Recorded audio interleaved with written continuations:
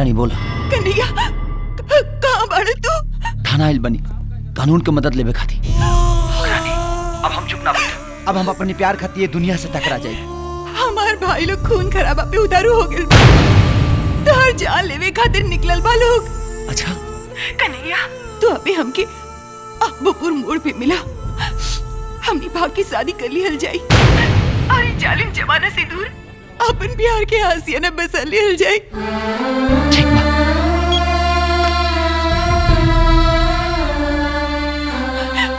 भाभी हम कन्हैया से बहुत प्यार करे तानी, हम ओकरा से ही शादी करब। प्लीज भाभी हमार मदद करी, प्लीज प्लीज भाभी। जा बहुत दूर चल जा, भगवान तो उनके प्यार के सलामत रखे। अरे यार इतना पैसा से कुछ ना हो, तू फटाफट गैरेज पे जा और चाचा से कहा 20,000 रुपया की व्यवस्था करस, और हम जहाँ फोन करके बुलाए तू फटाफट जा। ठीक बा, एक काम कर, तू जल्दी जाके कपड़ा बदल के आवा। हाँ? अच्छा तू सुन, आगे से ना निकले के, हम पिछवाड़े से निकले के, तू जो जल्दी से कपड़ा बदल के आ।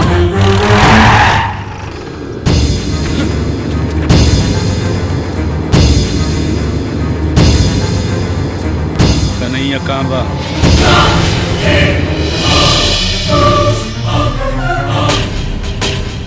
मादर जात, हम वो कन्हैया कुत्ता के बात करत रहे। वो कुत्ता ना है, शेर है शेर। बता कहाँ बहु मादर जात, बता दो हम तो हल्लक में हाथ डाल के निकाल।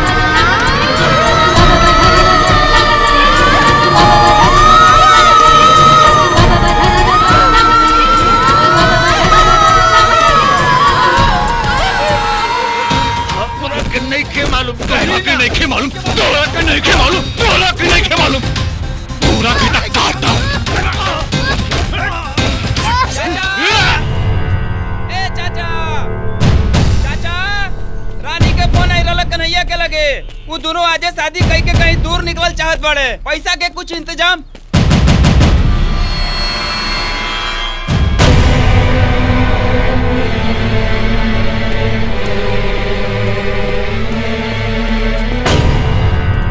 कन्हैया कहाँ बा? हमरा के नहीं पता कि कन्हैया कहाँ बा। अच्छा तो तोरो के नहीं पता कि कन्हैया कहाँ बा? नहीं।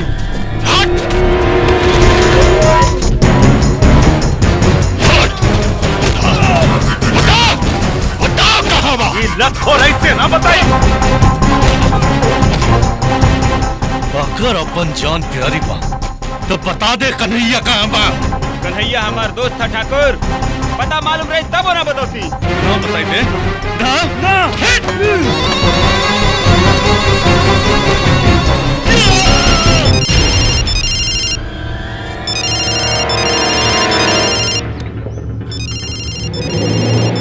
कन्हैया लड्डन बात करी मादर जात की आवाज में। हेलो, पैसा के इंतजाम हो गई? हाँ भैया, तू कहाँ बड़ा? हम रानी के साथे बन और हम शिव जी के मंदिर के पास जाता नहीं, तू लोग वही जी लेके आ जा। हाँ भैया ठीक बा, आओ तनी। शिव जी वाला मंदिर।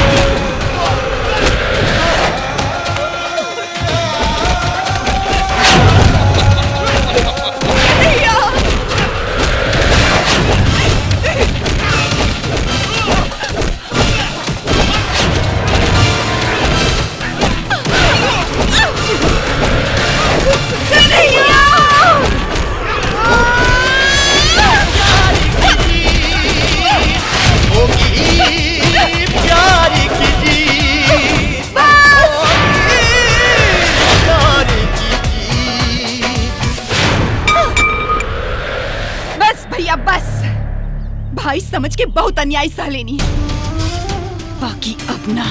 वही रिश्ता के मुंह देख के हमने तोर हर गलती माफ करत रहनी, और आज फिर एगो आखिरी मौका देता नहीं।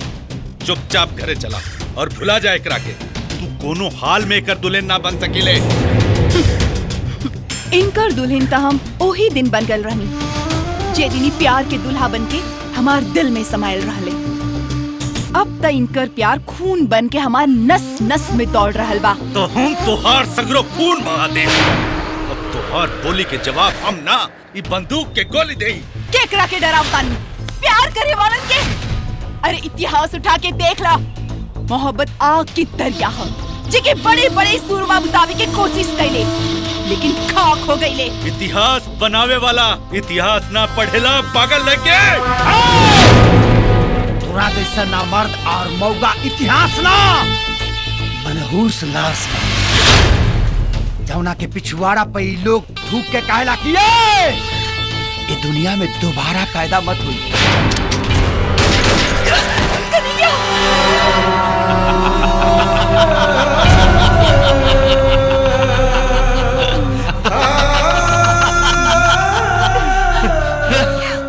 आज दुनिया देखी कि जमाना से बगावत करे वाला के अंजाम का होला। कन्हैया, आज ताकत और मोहब्बत की टकराव बा। जब तक जान में जान रहे, कायम मोहब्बत की शान रहे।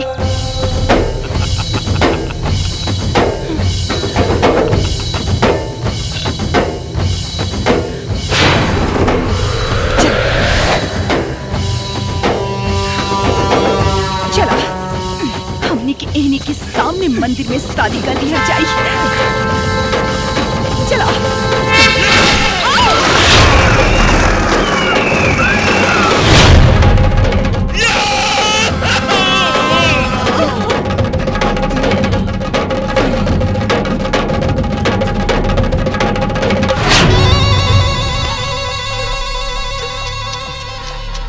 देख कितना कमजोर बाप,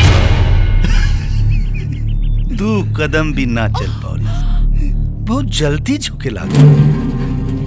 ना भैया ना, प्यार करे वालन भले मर सकेलन, मगर प्यार कबो ना मर सकेला। कन्हैया, हम तो हर सुहागन बन के मरल चाहता नहीं। अपना खून से हमार मांग भर दो, और ये जाली मन के सामने अपना प्यार के जिता दो अपना प्यार के। मंगलम भगवान विष्णु, मंगलम गरुड़ध्वज, मंगलम पुंडरीकाक्ष, मंगलाय तनोहर। ना, ये कबो ना हो सकेला। हमरे सामने मोहब्बत कबो ना जीत सकेला।